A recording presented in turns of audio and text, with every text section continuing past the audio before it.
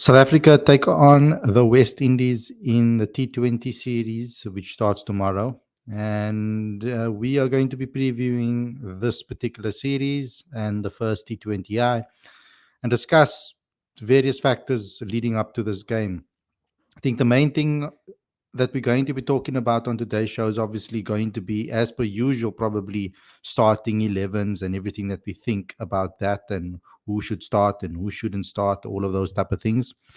And we'll also obviously get into a discussion around Rob Walter's press conference and what is he going to do with the press conference? What did he have to say in the press conference from a South African standpoint? What does he say about the World Cup leading up to the World Cup? And his thoughts on certain players that he obviously mentioned as well. We're going to get into all of that on today's show. We're going to discuss it. I also want to hear from you guys as well on what you guys think about the squad. Are you happy with it? Are you? Who would you like to see play? Who would you like to see start this fixture?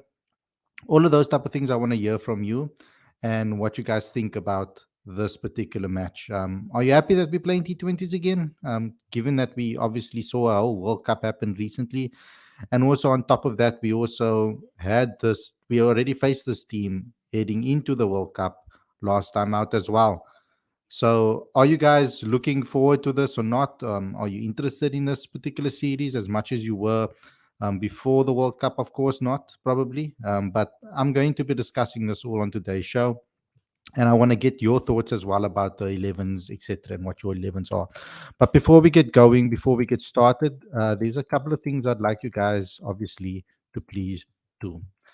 First and foremost, if you are new to this channel and you haven't yet, please subscribe, click that notification bell for all future videos. We are trying to hit our next major milestone. We recently, obviously, hit our milestone of 5,000 subscribers. We're going on to the next one now, so please help us get there.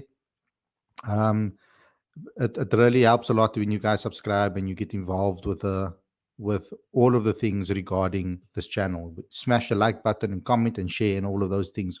Once this video's once we've ended the stream, please go ahead as well and smash the like button and comment as well so that you can get our videos more regularly in your feeds on your YouTube home channel, because I know that the things have changed a little bit around here from a from a YouTube perspective. So you guys are going to have to get involved in the comment section, comment and like, and we'll do all of those type of things if you want to see our videos more often in your feed. I'd also like you guys to please subscribe to Cricket Fanatics magazine monthly. Every issue is 100% free, straight to your inbox every single month. The link is on the screen right now as well as in the description. Get involved with that. We give you amazing insight, exclusive content, and amazing interviews and insights into cricket in South Africa. So please go ahead and get involved there too. So without further ado, let's get straight into today's video. Let's discuss some T20 cricket.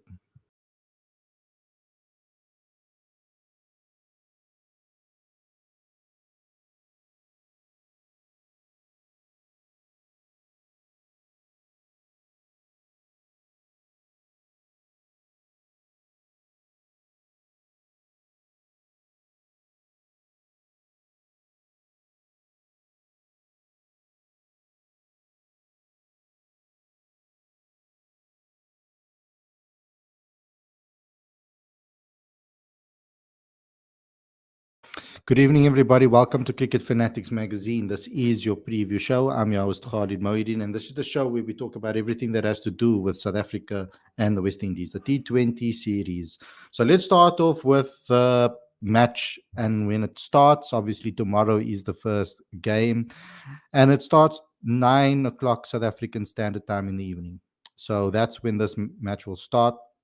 So obviously our review shows are going to have to be done the next morning again, just like we did the test reviews. So if you want to tune in for a review, please join us the following morning for the review show so that we can give you guys an update on what's happening, because these matches are obviously going to end late, probably around 1 o'clock. So, and then we'll obviously upload the press conferences directly after the game for you guys to obviously see.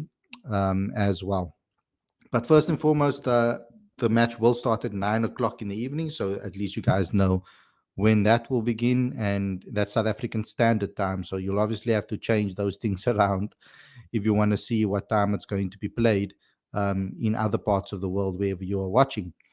So I'm going to kick off again with first and foremost with the squad again for those that don't know what the squad is going to be from a South African standpoint.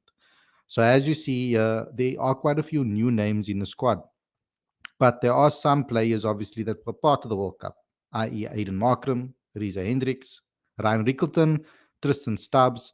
And then we've got the likes of Rassie van der Dussen and Donovan Ferreira in the batting department. I've thrown Donovan in the batting department because even though he does offer a spinning option and a wicket keeping option, I think that he's primarily been picked here as a batter. So I've thrown him in the batting department over here in the batting section of this particular graphic. Then we've got Bjorn Fortuin, who's our only spinner here. Then we got Patrick Kruger, Vian Mulder, Jason Smith in the all-rounder department.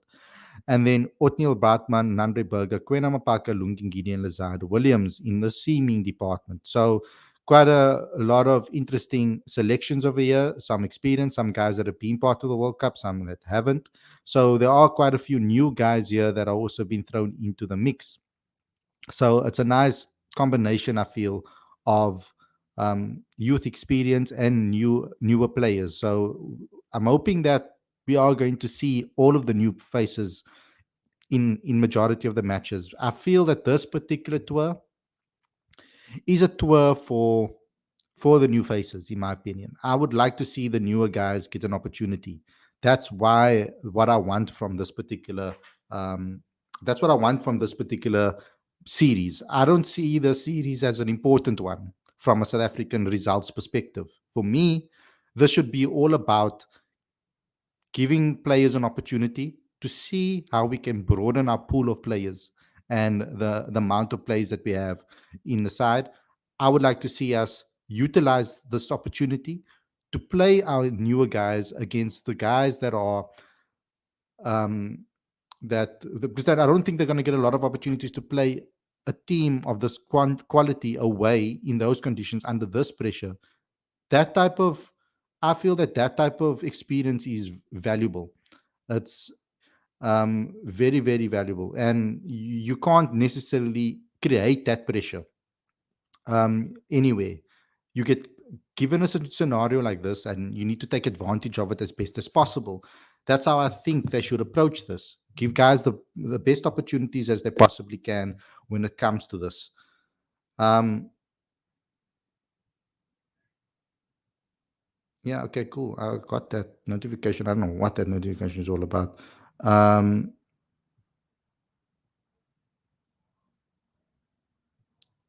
Someone tweeted, "When are you guys reviewing the test series in the chat?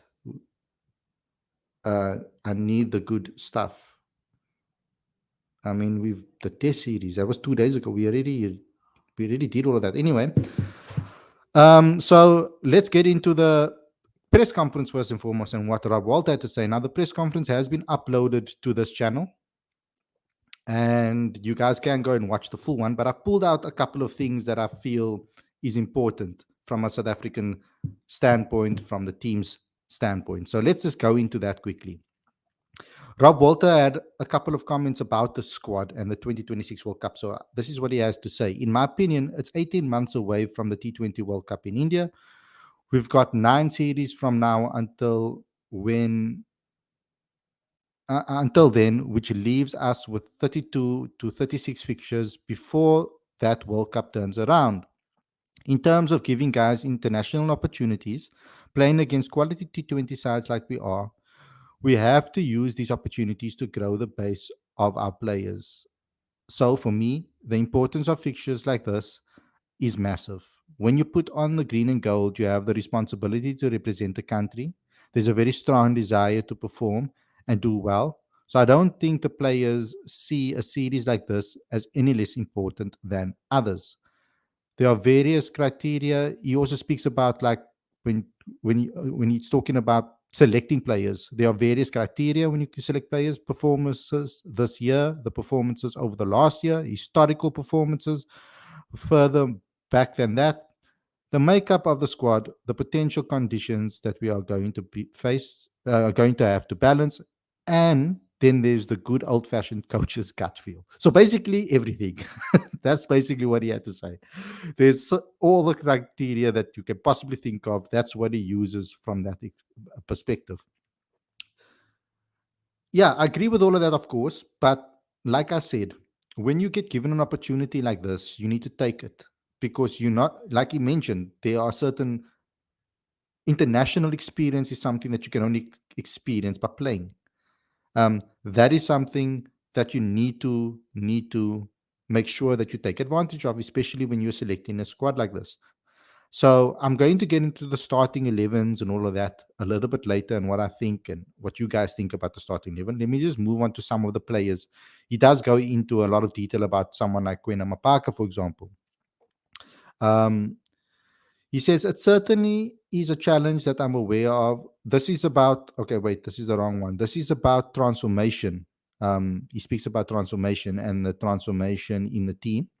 He says, it's certainly a challenge that I'm aware of. For me, this is just one part of the journey, and this is one part in giving him the best chances to perform on the South Africa. Okay, this is about Queen Park. I apologize. It is certainly is a challenge that I'm aware of. For me, this is just a part of the journey, and this is a part in giving him the best chance to perform for South Africa whenever his chances present itself, said Walter. As a young guy, it will be up to him and his support group, of which we are just one portion, to keep this to keep things in perspective. Now, that's very important over there that he said. It's up to his support team as well. I think that that's what young players need to make sure that they have around them. People giving them good advice, people that support them, people that don't just jump on the bandwagon when you are becoming something. That is something that we all hope for. When you are in the grind and you're struggling and things get tough, that when those are the people that stick with you, those are the people you want to keep around in your circle. Those are the people that really care about you. Is when you're in the trenches, when you're struggling, when you're trying to get yourself into the level that you are supposed to be, or the person you're supposed to be, or the player you're supposed to be. It's the guys and girls and the people in your the hims and the hers and the thems and the theirs that stay with you in those difficult times and take you through the processes when you are struggling, not the ones that just jump on the bandwagon when you're on top, because that's the ones that you want to keep with you forever. So I hope that he keeps a good group of people around him that have been there with him from the start, that will give him the right advice, and not just advice that is going to be driven by money and making money. Also, I want him to take his best interest at heart when it comes to his performances and his ability as a player and his growth as a player. So let me just continue those quotes from Rob. Taking care of him as an individual is foremost. So we will be endeavoring to do that as best as we can. I trust the quality of the players. Okay, so then he goes on and he moves on to the players in the squad and leading up to the World Cup. He says, I trust the quality of players. Andre has another month before the World Cup starts. I have no doubt that he will hit his straps. It's good to see that his speed is up along with playing time and training. You start to get a feel for the game back, no doubt. And with Marco Janssen, the same. We are in touch with these guys continuously, ensuring that they are putting in the work. They understand that the turnaround is short and that they need to be ready when the time comes.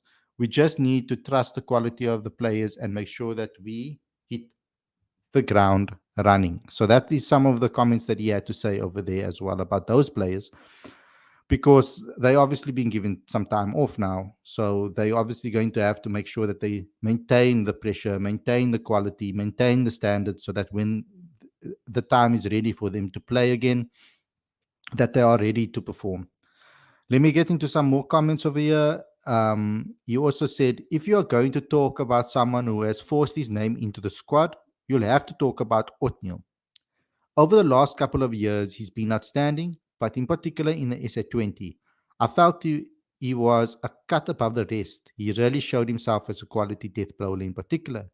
If you look at the numbers, he's been successful through all the phases of the game. He's worked really hard to get his game in the mix, though through sheer performance, and it's a pleasure to be able to reward those guys when it happens. Now, that's important that we get some insight into the understanding behind why Rob Walter trusted Othniel Bartman. It also gives me a lot of confidence in the coach to know that he will be selecting players based on their performances, SA20 performances, the way they progress, and also the details in that comments where he speaks about him performing well in all phases of the game. That was a quality that I picked up from Othniel by watching him play domestic cricket, by watching him play for South Africa, by watching him play for the SA in the SA20. Overall, he's been a complete bowler for South Africa. He can bowl with a new ball, mold in the middle overs, and bowl at the death. Although his death bowling qualities is the thing that really stood out to majority of fans. I think it's brilliant that we have a coach that is willing to look at the details as well when he selects players. Let's move on to the last comments that I've pulled out. This is about the transformation targets and not reaching the transformation targets in the World Cup. Let's see what he has to say about transformation. In order to do that, every time I pick a side, I've got to pick the best team at the time that I think will give us the chance of doing that. That said, the domestic system needs to up the ante so that in 6 months, 12 months, or 2 years' time, and in particular when we reach a 2027 World Cup at home, hopefully, the demographics of our team are different. Outside of the World Cup, we'll continue to use our bilateral series to do exactly that, to grow base of our players, to create international opportunities, to give opportunities for players to take their skills to a higher level. And we will continue to make sure that brought into we have bought into and are delivering on a process that's going to change what the teams are looks like as we move forward. My number one imperative is to create a winning Proteas team. Those are strong comments and important comments that were made. So we have a better understanding of what Rob Walter is going to try to do. Bilateral series, etc. They will work on trying to give opportunities, as many as they can, to players of color and to up and coming stars, wherever they may be. When it hits the World Cup, he's going to pick the best 11 that are available and the best squad that are available. So at least we know now that that is Rob Walter's thinking. So there we go. We have an answer. So I don't want to hear anymore talk about transformation and quota and all of that bullshit when we're talking about squads going forward, because we know now when the transformation is going to kind of be implemented. And then we know that for the World Cups, he's going to try and pick his best 11 that he believes is the best 11 or the best squad. So that's out of the way, and we understand that. Now, I just want to get into some talk about the particular ground. Now, we need to remember that we are playing at the Brian Lara Academy in Tarouba, sorry. The ground staff at the Brian Lara Academy are still trying to get over the fact that that T20 World Cup semi-final between South Africa and Afghanistan, the pitch was unsatisfactory, was deemed unsatisfactory by the ICC. And they apparently are keen to turn those things around and try to do a better job with it. Remember that South Africa were bowled Afghanistan out for 56 and chased the score down inside 9 overs, with low scores being put down to uneven bounce and excessive seam movement, apparently. But happily, that's not the norm there, generally speaking. 35 completed first innings in the CPL. The average first inning score is 145. Which in the last two seasons has increased to 158. So it's getting better there. With regards to the weather, there might be some worries with regards to the weather. After the test series, obviously a lot of the games were affected by rain, or a lot of the days were affected by rain, particularly in the first test match. But in the T20s, there only seems to be really morning showers on Friday and on Sunday. But in the days of the first, but it should clear up by the afternoon. So hopefully there's no interruptions there. The third game, though, on Tuesday, there might be affected by rain. So there, it's we are hoping, because local time it will be starting 3 p.m. So we are hoping that the rain clears up before 3 p.m. According to the weather reports, it should. So we should be getting the first two games at least. We should be getting full games, but then that last game might be affected by rain. And they're going to obviously hope that they can get some overs in to have a game and to start a game. To start a full game, have a competitive match, because we know how important T20s are to bring in money and all of those type of things. And I've seen that there's a lot of interest by the general public in South African cricket fans that are more into T20 cricket than they are to the longer format and purest form. Like we are here at Cricket Fanatics magazine. All of our fans here, all of our supporters and followers, you guys have all shown your interest in the test and ODIs, etc., in the purest forms. We've complained about the amount of T20 cricket, but it is here. It is the years of T20. It is the world that we're living in now. So we have to respect it. And that's why I do put in the same amount of work in promoting the T20 game as I do in all the other formats. Let me get into some of your comments. Let me first give you my team that I think should play in this match. I think it's worthwhile for us to discuss that. First and foremost, opening the batting. I think Ryan Rickleton and Riza will open. So I think that's pretty much straightforward. For me, Aiden at 3, that's pretty much straightforward. Then at 4, I would like to see Tristan Stubbs. At 5, probably we'll see Rassie van der Dussen and Donovan Ferreira. Now, for me, I would have I'll have Riza, I'll have Rickleton, I'll have Aiden, Tristan as my top 4. I'll give Donovan Ferreira a little bit more time to bat. So I'll bat him at 5. I'm not going to play Rassie because I want to see Patrick Kruger, I want to see Vian Mulder, and I want to see Jason Smith in the team. Jason Smith first, then Patrick Kruger, then Vian Mulder as the 8. Then I want to see Quentin McParker get an opportunity. I want to see Nandre Berger get an opportunity. And then Bjorn Fortuin as the spinner. Now, Aiden will bowl. So there's only one spinner. I want to pick Bjorn Fortuin as my spinner. So that's my 11. I want to give all the new guys opportunities over here and see what they can do in this first match. So that's my 11. What is yours? Let me know in the live chat. Let me get into the chats and see what you guys have had to say. Arjun says, hi, bro. Why is South Africa not try a new captain and give Markram rest for this tour? I don't know why they are giving Aiden Markram more game time in this T20. You are right by giving that suggestion. There could have been another captain given the chance. Ryan Ricketts can be tried as captain. I don't know about that. He doesn't really captain for his local team. Don't know how much he's really captained in his lifetime. I would have given Bjorn Fortuin perhaps the captaincy because he's captain of the Lions. He's captained before. I probably would have given someone like Bjorn Fortuin the chance to captain for a couple of games if Aiden wasn't available. Sam says, no need for a new captain already. Markram already coming after rest and after he has 15 days of rest before going to UAE for Afghanistan and Irish tour. Sam says, in India, match will start 12:30 a.m. and I cannot sleep without seeing the match. I'm not so agree with going again with Riza and Rassie. I'm also not such a big fan of the going with Rassie because I don't understand why they're going to give him an opportunity in a match here if he hasn't been part of the squad and he wasn't picked in the World Cup. So they're obviously not necessarily looking him as a potential person to be part of this World Cup.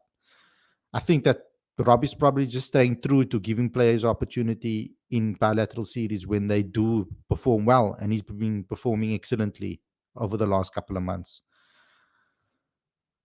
Mpumalelo says, no need for captain change, honestly. Sam says, hardly. The main question is that why is he not making Aiden Markram as permanent white ball captain, and Temba be part of one-day squad as a player and let him more focus on tests as a captain? I don't know what the reasons are behind that. Mapumalero says again, I believe Rob had a clear idea where he wants this white ball squad to be, and I believe it's important for us as fans to back him 100%. Ivan says, hey, bro, Khalid, who is better coach, Rob or Walter? You can't compare them because they're coaching completely two different formats. So you can't really compare them, I feel, coach to coach, and who's better and who's not. Personally, I can't, because they have very different ways in the way they approach coaching. They're very different in the way that they approach it. So I can't really say who's better, because you'd have to then swap the roles for a couple of times and then see how Coach Shukri does in the white ball arena, and then how Rob does in the test arena. Because I feel that test cricket is a lot harder to coach at the moment in South Africa than the other two formats. It's a lot easier, I feel, to coach the white ball formats. I feel that our players are a lot more comfortable with their games there, and they play a lot more of that cricket at the domestic level. So it's a lot easier to find players that are more ready for the format in that format than in Test cricket, where you are still trying to develop these players into being ready for T20 for the Test arena. Sabi says work starts now on the road to 2026, 100%. Andre says, where is David Miller and Heinrich Klaassen? They've probably been given an opportunity to take some time off. Um, so I think that's where they are. That's why they're not a part of this. Hunain says, I know this has been discussed before, but coach needs to understand that certain players are only good at four bilaterals. One of them is Riza. Mupumalelo says, I think it's right to test the finishers, Klaassen and Miller, and give a lot of young guys a go for experience sake. Yeah, so Donovan, he must be tested as a finisher now. Um, I don't believe personally that Tristan Stubbs is the finisher. He should be a number four batter, I feel, in this white ball format. Get a little bit more time in the crease to get his eye in, and then he can be really destructive. It's very similarly to Heinrich Klaassen, I feel, in that department. So that's why I want to see Tristan in that number four position throughout the series. I want him to play there and get more familiar with that role, because he kind of just got that role just before the World Cup, and then suddenly he was now this World Cup given that seniority, or that responsibility of batting a little bit higher up the order. But guys, what is your 11s? Let me know what you would like to see. Put your 11s in the live chat. Let me see what you guys think ahead of this match. Who would you like to see start? Who would you like to see as your starting 11? I would like to see your starting 11s now in the live chat. So put them in there, guys. Let me see what you guys think. And you've heard mine. I'll repeat it again. I would like to see um, Risa Hendricks, Ryan Rickleton open the batting, Aiden Markram at 3, Tristan Stubbs at 4, Donovan Ferreira at 5. I would like to see um, Jason Smith at 6, um, Patrick Kruger at 7, Vian Mulder at 8, Kwena Mapaka, Paul, Nandre Berger, and Bjorn Fortuin. That would be my team. I think that between between Jason Smith, Patrick Kruger, and Vian Mulder, they can share the responsibility with the ball, and they all can bat. So you bat very deep, and then you've got three spinners in options in the side with Donovan Ferreira can bowl, and Markham can bowl. It's a very stacked team, I feel, and you cover all your bases. So that's my 11. So what's your 11, guys? Let me know in the live chat. Nobody's given their 11 so far, so I would like to see. Unain says, I hope Rick's done and Mapaka get all to play all three games. In my Times Square says, how are you seeing Bedingham role in white ball? Um, Bedingham, I feel he should bat either open or three for me. Bat higher up the order than he does in Test cricket. I think that he can be that guy that can really explode as well. Get his eye in and then explode. So he says, what's the news with Quentin de Kock? He's retired. I think he's retired from he's retired from T20 and ODI cricket now. I think he's done, and Test cricket. I think he's done with ODI cricket, sorry, and with Test cricket. We know that for a fact. I'm not so sure what he's doing with the T20 cricket. We haven't really heard what he's going to do with regards to that quite yet. Um, I think it's about time now that we maybe move on. And Coach Rob obviously has a plan there. That's why I feel that someone like Ryan Rickleton is in the side. You'll probably keep as well. So um, he might be that long term replacement for Quentin de Kock. Renain says, if I have a choice, Rix, Rassi, Jason, Jason Smith at 3, Aiden at 4, Stubbs at 5, Don at 6, Kruger, Bjorn, Berger, Bartman, and Apaka. I also like this idea as well. I think that's also a very good lineup. I would just probably then swap Aiden and Jason and Jason with Stubbs. So Stubbs at 4 and Jason at 5. That's what I would probably do, but a good 11 there. Sam's 11 is Ryan, Rassi, Markram, Stubbs, Donovan, Smith, Mulder, Fortain, Nandre, Mapaka, and Othniel. Also like that lineup as well.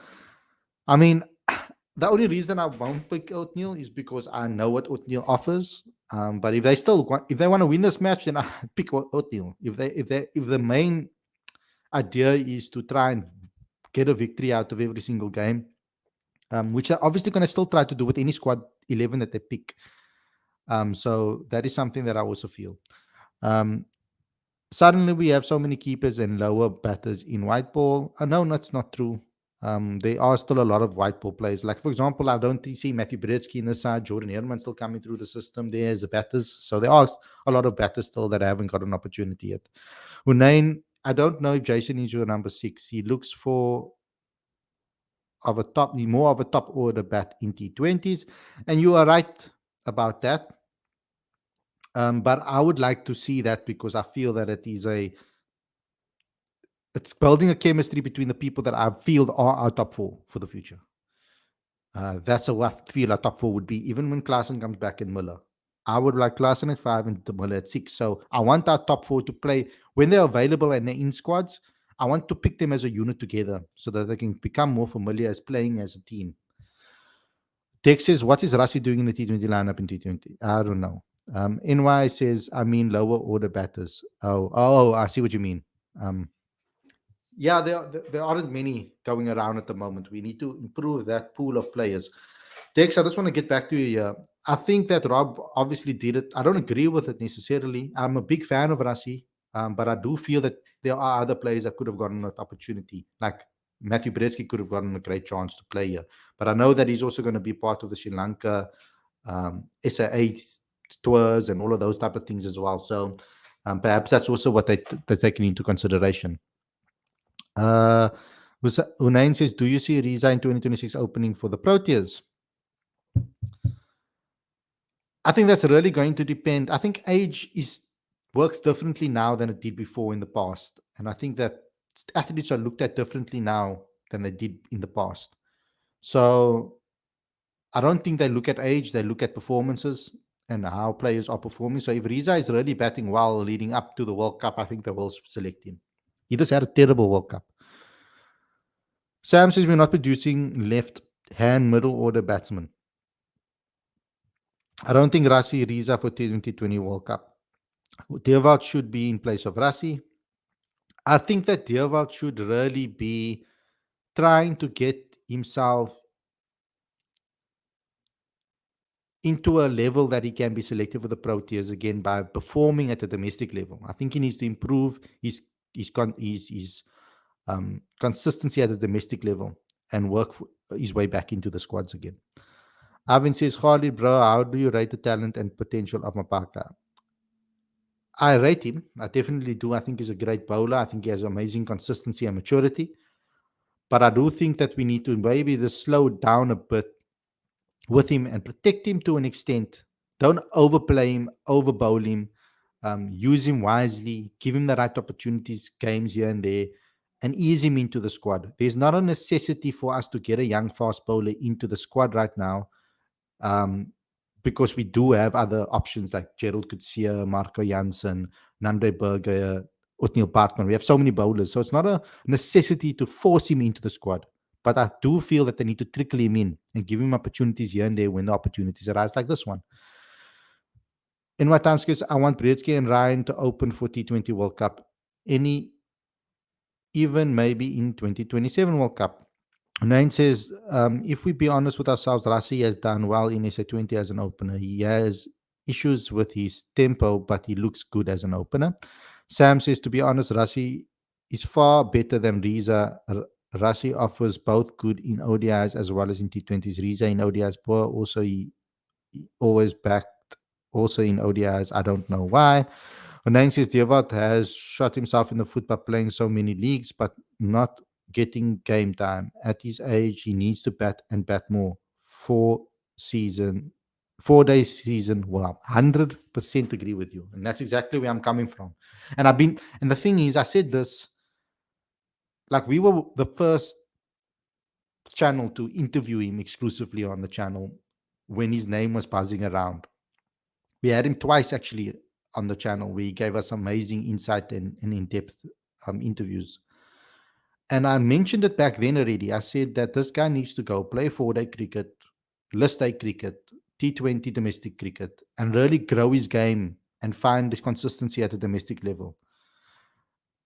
That will get him ready. I feel that there's a lot of hype around him, and he's been thrown into many leagues around the world, and then he doesn't get selected for games because he can't get himself in form. And I feel that he just needs to step back a bit and maybe just play some domestic cricket and really get himself into that groove again. And we can see the deal that we all know because we haven't really gotten that opportunity to watch him be this as destructive as he is and has been, because it was always going to be the test on when he gets challenged. It's all great when he's firing and he's doing well, but what happens when you don't find form and you hit a off form patch? You hit a patch of form that is completely off.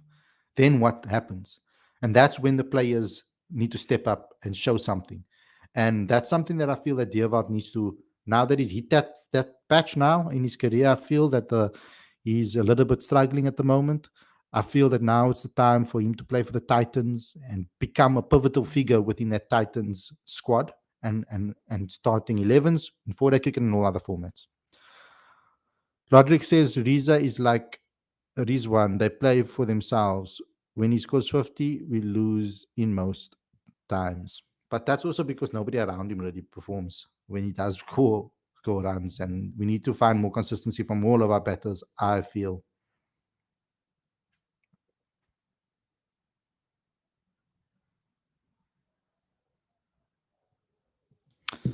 Um,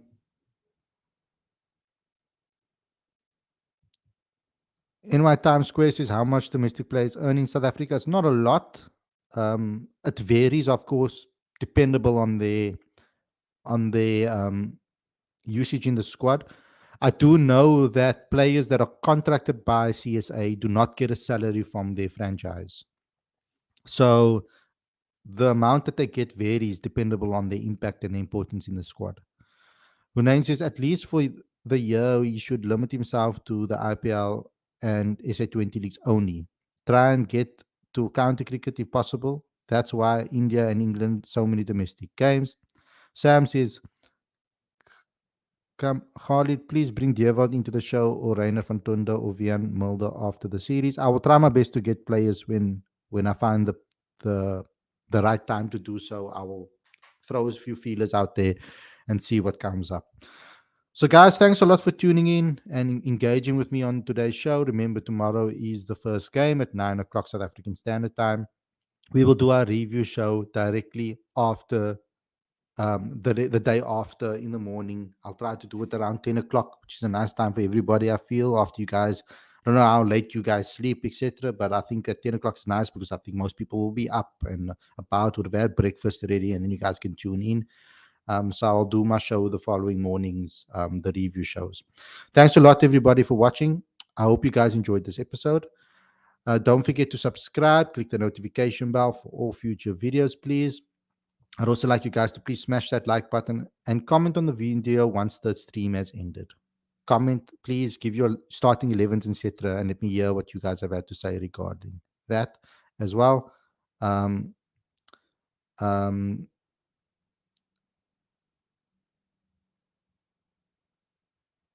Udain says, please post pre-match press. I have already. It's up on the channel already. So you guys can go ahead and look at that.